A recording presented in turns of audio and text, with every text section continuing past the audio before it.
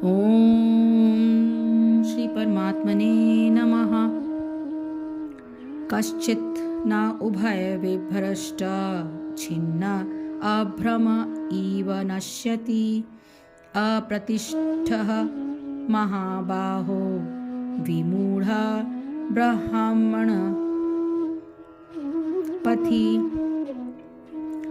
कच्चित अर्थात क्या, न नहीं, उभय दोनों, विभ्रष्ट विचलित, छिन्न छिन्न भिन्न, अभ्रम बादल, इव सदृश, नश्यति नष्ट हो जाता है, अप्रतिष्ठः बिना किसी पद के, महाबाहो हे बलिष्ठ भुजाओं वाले कृष्ण, विमूढ़ मोहग्रस्त,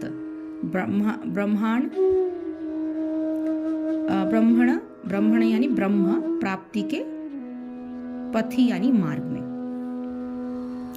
हे महाबाहो कृष्ण, क्या ब्रह्म प्राप्ति के मार्ग से भ्रष्ट ऐसा व्यक्ति आध्यात्मिक तथा भौतिक दोनों ही सफलताओं से च्युत नहीं होता और छिन्न भिन्न बादल की भांति विनष्ट नहीं हो जाता, जिस केवल स्वरूप उसके लिए किसी लोक में कोई स्थान नहीं रहता?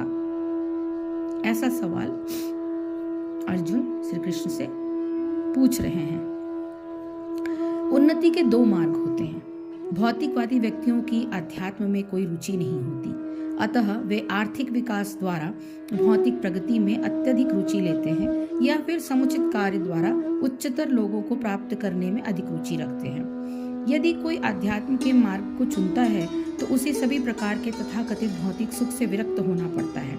यदि महात्माकांक्षी ब्रह्मवादी असफल होता है तो वो दोनों ओर से जाता है। दूसरे शब्दों में, वह न तो भौतिक सुख भोग पाता है, न आध्यात्मिक सफलता की प्राप्ति कर सकता है। उसका कोई स्थान नहीं रहता। वह छिन्न भिन्न बादल के समान होता है। कभी कभी आकाश में एक बादल छोटे बादल खंड से विलग होकर एक बड़े बादल खंड से जा मिलता है, किंतु यदि वह बड़े खंड से नहीं जुड़ पाता तो वायु उसे बहा ले जाती है और वह विराट आकाश में लुप्त हो जाता है। ब्राह्मण पथि ब्रह्मा साक्षात्कार का मार्ग है, जो अपने आप को परमेश्वर का अभिन्न अंग या अंश जान लेने पर प्राप्त होता है और यह परमेश्वर ब्रह्म परमात्मा तथा भगवान रूप में प्रकट होता है। भगवान श्री कृष्ण परम सत्य के पूर्ण प्राकट्य हैं, अतः जो इस परम पुरुष की शरण में जाता है वही सफल योगी है। ब्रह्म तथा परमात्मा साक्षात्कार के माध्यम से जीवन के इस लक्ष्य तक पहुंचने में अनेकानेक जन्म लग जाते हैं। बहुना जन्मनाम मनते। अतः दिव्य साक्षात्कार का सर्वश्रेष्ठ मार्ग भक्ति योग या कृष्ण भावनामृत की प्रत्यक्ष विधि है। ये अर्जुन कहते हैं कि हे महाबाहो, क्या यह भगवत प्राप्ति के मार्ग में मोहित हुआ आश्चर्य रहित पुरुष छिन्न भिन्न बादल की भांति दोनों ओर से अर्थात भगवत प्राप्ति और सांसारिक भोगों से भ्रष्ट हुआ नष्ट तो नहीं हो जाता है? लोक और परलोक दोनों ओर से भ्रष्ट होने की आशंका होती है। इस आशंका व्यक्त की गई है इस श्लोक में। यहाँ भगवत प्राप्ति के मार्ग में मोहित होने का तात्पर्य यह है कि क्या वह मन की चंचलता के कारण परमात्मा की प्राप्ति करने से वंचित रह जाएगा? आश्रय रहित होने का तात्पर्य यह है कि फल की कामना का त्याग कर देने के कारण जो उसने शुभ कर्म किए हैं उनके फल से भी क्या वह वंचित रह जाएगा? शुभ कर्मों का फल स्वर्ग सुख की प्राप्ति बताई गई है, क्या उनसे वंचित होकर यह आश्रय रहित हो जाएगा? इस शंका के समाधान के लिए अर्जुन भगवान से प्रार्थना करते हैं और अगले श्लोक में उसी का वर्णन है। एतत् मे संशयं कृष्ण छेतुम् अर्हसि अशेषतः त्वतः अन्य संशयस्य अस्य छेत्ता न हि उपपद्यते।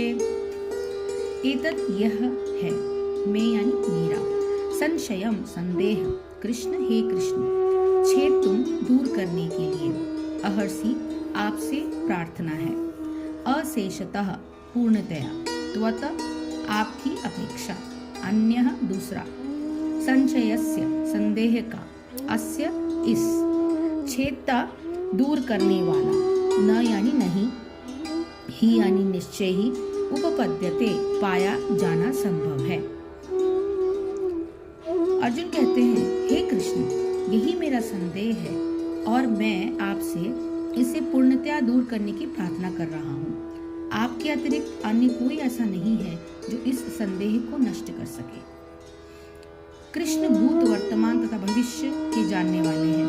भगवत गीता के प्रारंभ में भगवान ने कहा है कि सारे जीव व्यष्टि रूप में भूतकाल में विद्यमान थे,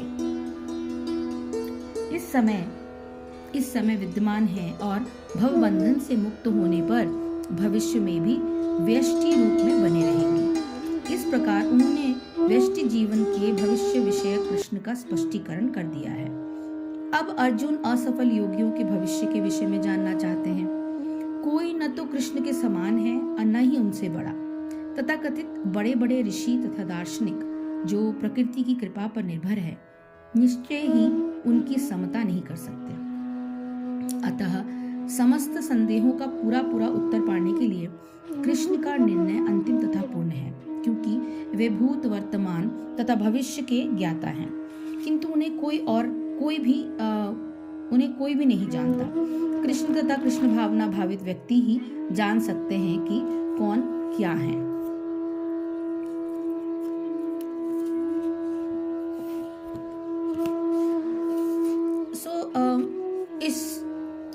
इस श्लोक में अर्जुन कहते हैं कि मेरे इस संशय को संपूर्णता से नाश करने के लिए आप ही योग्य हैं, क्योंकि आपके सिवाय दूसरा इस संशय को नष्ट करने वाला मिलना संभव ही नहीं।